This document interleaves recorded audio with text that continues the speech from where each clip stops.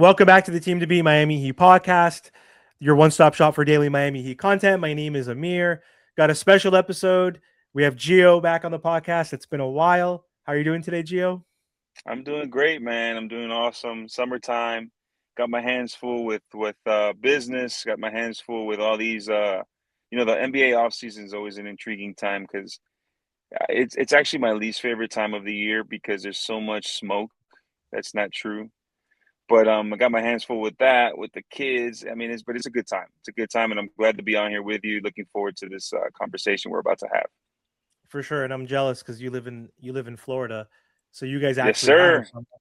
I live in San Francisco, and our summer is winter here, so it's actually going to get only foggier and colder. So they call it June gloom.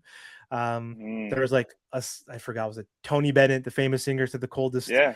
the coldest winter I ever spent was a summer in San Francisco. So I don't get the luxury of enjoying that weather, but I think it's pretty moderate. It's like, okay, if you like 60-degree weather year round, and Okay. there is obviously going to be sunny days, of course. It's not the entire summer, but still, I am a little jealous that I don't get to experience summer in the summertime. But anyway, I digress. Thank you for hopping on. Appreciate it. I don't love the off season and I don't love trade rumors and all that stuff. But hey, I have a Miami Heat YouTube channel and podcast, and the audience loves all of that stuff. And so, of course, every single day we're going to be on Giannis Watch, just like we were on Dame Watch a few seasons ago. Oh, And don't remind me.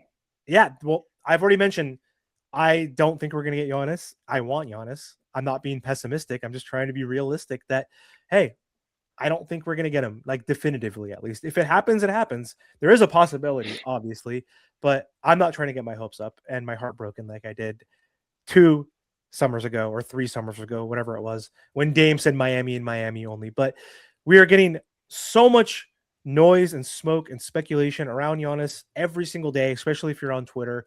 It's obnoxious. And there was a new report that came out today, and that's why I have Gio on today. This one came out from the Athletic, and it said that the Miami Heat are viewed as the overwhelming favorites to land Giannis. That caught my eye. They also mentioned the noise surrounding the Miami Heat and Giannis remains louder than all the rest, which is true.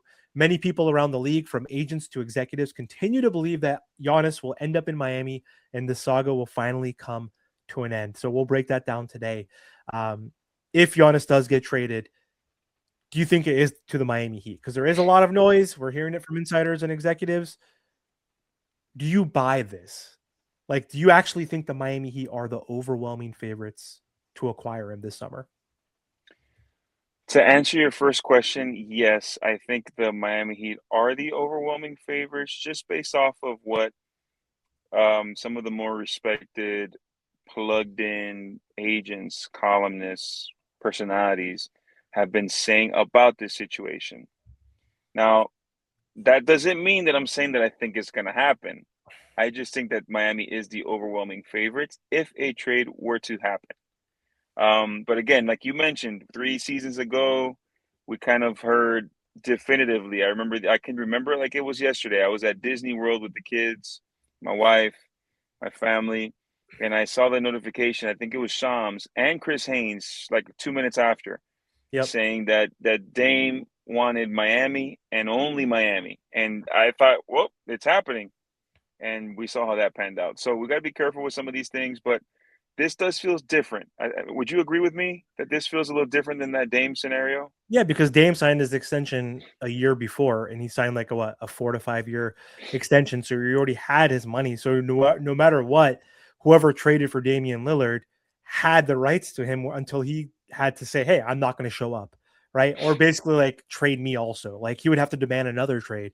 With Giannis, he has leverage because he's on an expiring contract right now. He could tell all these teams, hey, Oklahoma, hey, Boston, whoever that can have better packages, whether it's player wise or Orlando, right? Or the Thunder Rockets who have all the trade capital and blue chip, young prospects.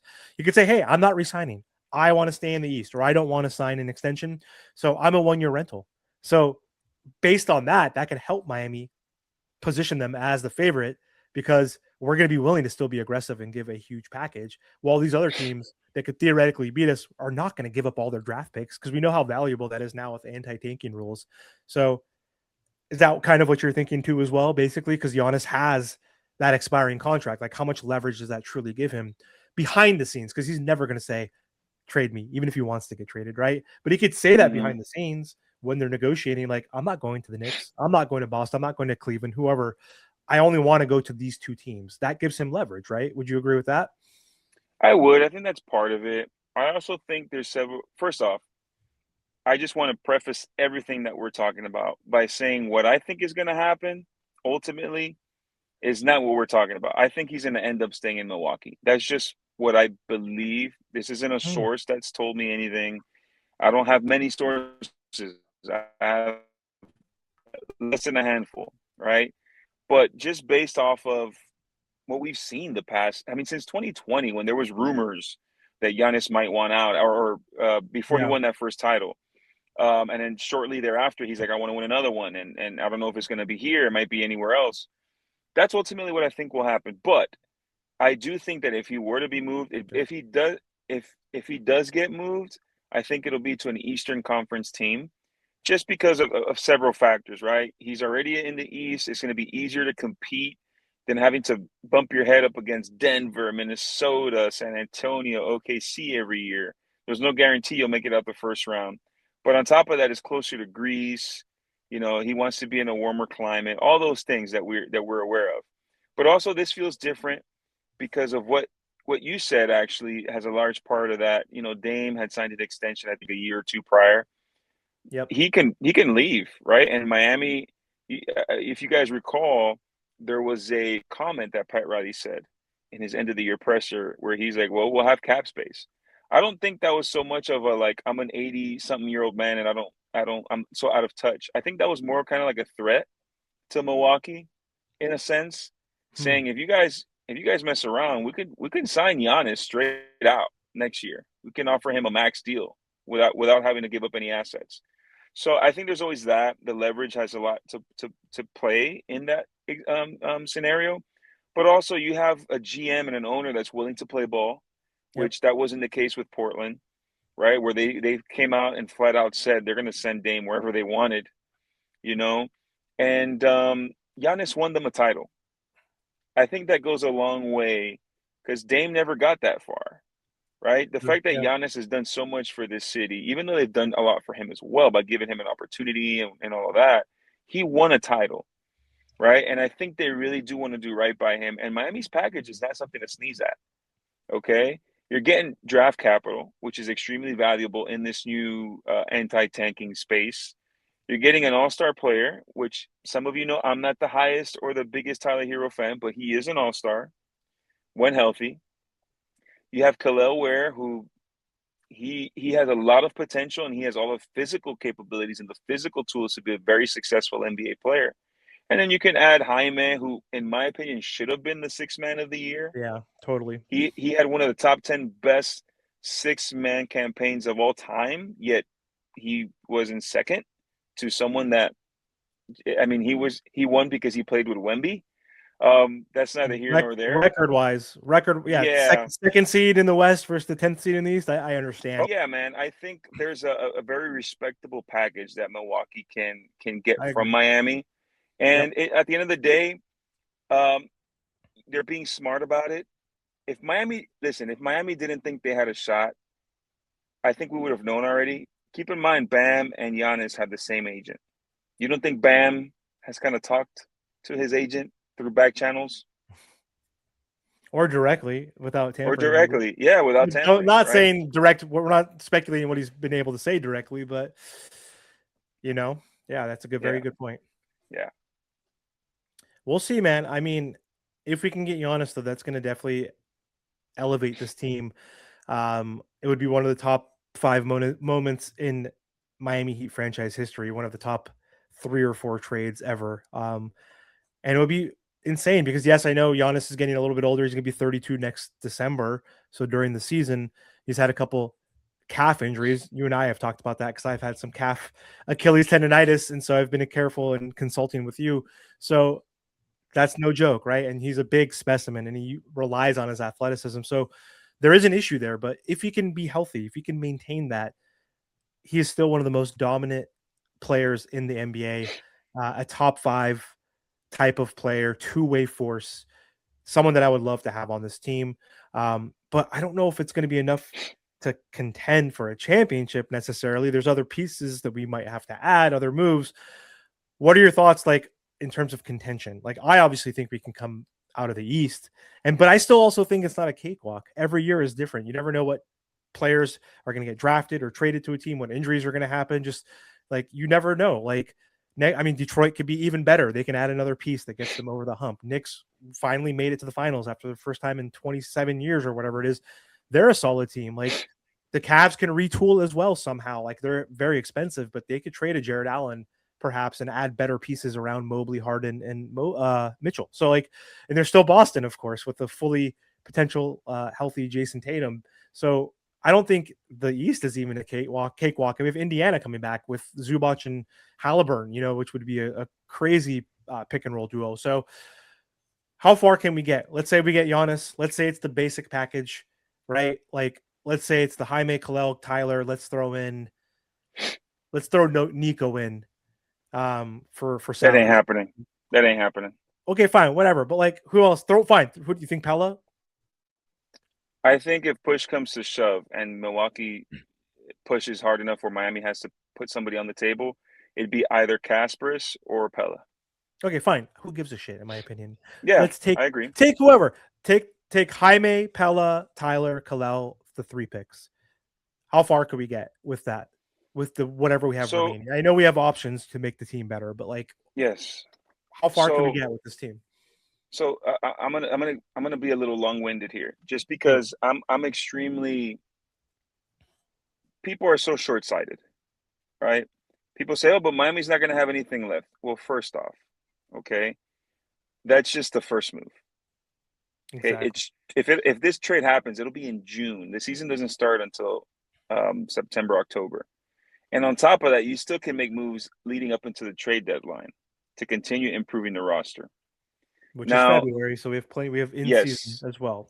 And also, my wait, before this too, real yeah, quick, they don't have to make just because Shams and other people have said that they want to trade him before the draft. I guess we have to actually. Never mind, I take that back. But the Miami Heat, in order to give them 3 picks, we have to trade or come up with an agreement um, yeah, before the before draft the draft, so they can because they select wouldn't their get the player. 13th pick.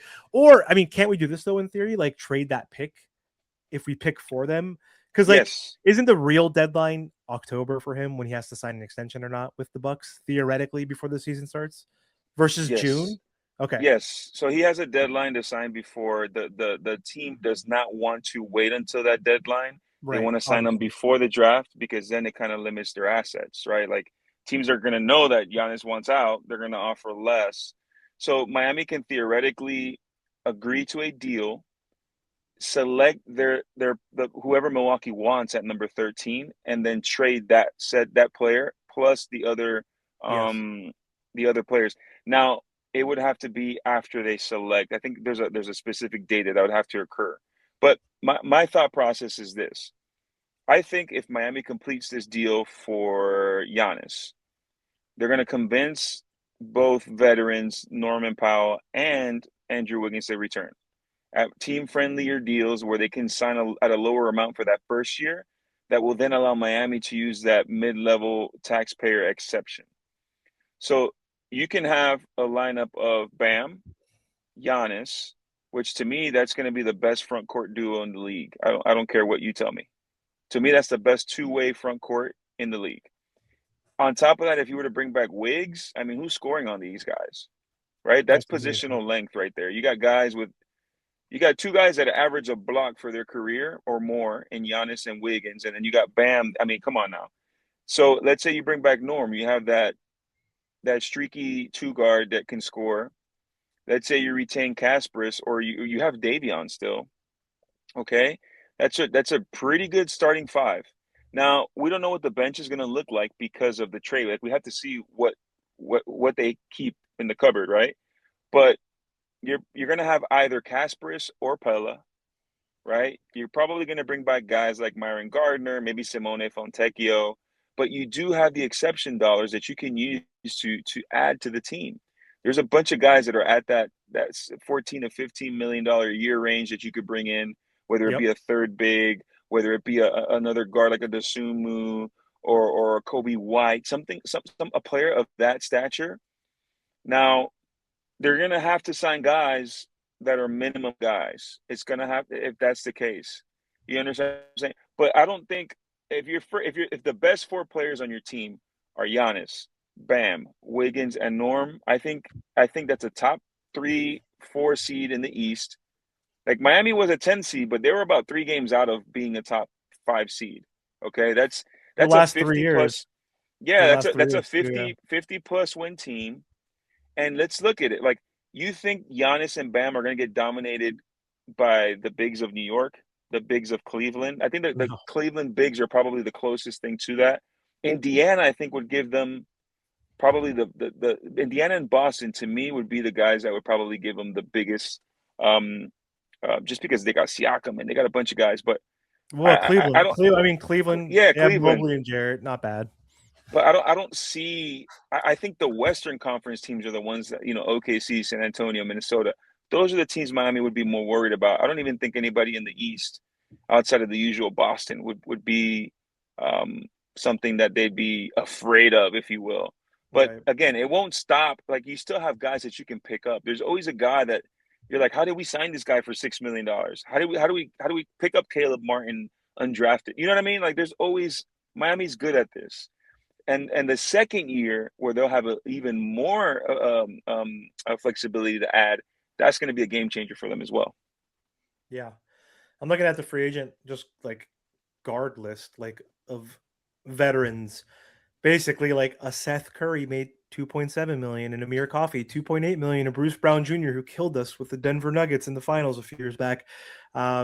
3 million, like Yeah. Shamit, 3 million. You have Quentin Grimes, possibly you can get for the mid-level or less. You have Tim Hardaway Jr., who signed with the Nuggets this last year, 3.6 million. Like you have Luke Kennard for 11, like Kevin Horter, Oof. who wasn't They even could in the use rotation. they could Those are the use types Luke of Kennard. guys. Those are the types of guys that we could, add. Even Kevin Horter though, like he was playing, he wasn't even in the rotation in the playoffs for some reason, but we need 3-point shooters if we're gonna have Wiggins, Yeah. Bam, and Giannis and David. Kennard. I like Kennard. Yes, there's all Jordan Clarkson. He's on the Knicks right now. He's going to be in the finals, but 3.5 million. There's those types of names, and then of course the mid-level guys are the Rui Hachimura's, the Kobe Whites, which I'd rather have, obviously. Yeah. But if you can still get a few of these types of guys that I mentioned, in that like $3 to $5 million range, and you get a Kobe White or a Io or a John Collins or Rui Hachimura, like there's some good veteran guys out there that could be offensive weapons or 3-and-D guys or guys who can get you rebounds. Like we need specialists Yeah. because the point of attack is going to be unfreaking real. Imagine the point of attack with Davion, Wiggs, Bam, and Giannis. Hey Norman, you don't have to do shit out there. Like you could be the biggest James Harden cone in the playoffs, and we'd still be good. Well, the I'm just issues saying with you could hide him a little bit the better. issues with Norm. So Norm is not a guy like Tyler that's going to get picked on one because he has the strength to bump guys off their spot. Where Norm is a complete liability, and I don't know why it's dropped off this much, is off the ball. I think maybe his injury, he hasn't been great defensively since he left Toronto, but I think his injury this past season at the second half of the year really impacted him. The But growth. his biggest issues this season defensively were off ball. Yeah, sure, he might get beat off the dribble a few times here and there, but he wasn't getting just completely obliterated by his guy. It was more off the ball. I think if you look at the metrics, I think when surrounded by those other four guys, he's less of a liability than some other guys that are on the roster.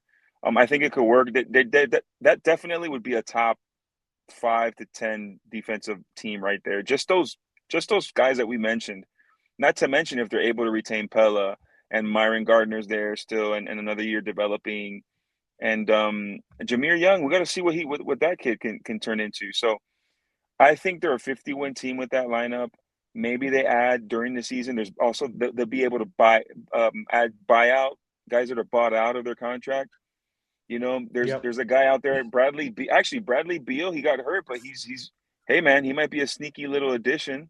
somebody like a Bradley Beal that can provide scoring off the bench. I think that's going to be, especially if you move high, man, you're going to need somebody that can score off the bench. But there's a lot of ways that this can go. I wouldn't panic. People are like, oh, why make the Giannis move? You still can't compete. Get the star, figure everything else out after that. I agree. That's well said. I totally think that all makes sense. We'll end there for this episode. Before we do, Gio, do you want to let the audience know where they can find you online and how they could follow your work? Definitely, man. You guys can find me on all social media platforms at Coach Geo _, whether it be on X, whether it be on Instagram, TikTok. I'm also on LinkedIn, on YouTube. Same thing, Coach Geo. Anything as it pertains to coaching, fitness, wellness. That's what I do for a living on a day-to-day basis, and I dissect basketball. I train a lot of basketball players also. But I'm hoping to see you guys there. You guys have any questions, man? Hit me up. Love to chat with you guys for a bit. Awesome. Well, thanks again for hopping on, Gio. Hopefully we can get you back on this offseason to talk probably more about Giannis rumors, or maybe in celebration if we actually do somehow acquire him. So that would be That would huge. be the I'm still day. going to be pessimistic. We'll see. But I think I agree with you too as well. I think it's going to be a team that comes out of left field, perhaps, that trades for him, or he stays if we don't get him. I think it's going to be some team that might not be mentioned, perhaps, that comes out of the woodwork. We'll see. So anyway, thanks again. Appreciate the time. Don't forget to like, comment, share, and subscribe to the channel for more Miami Heat content.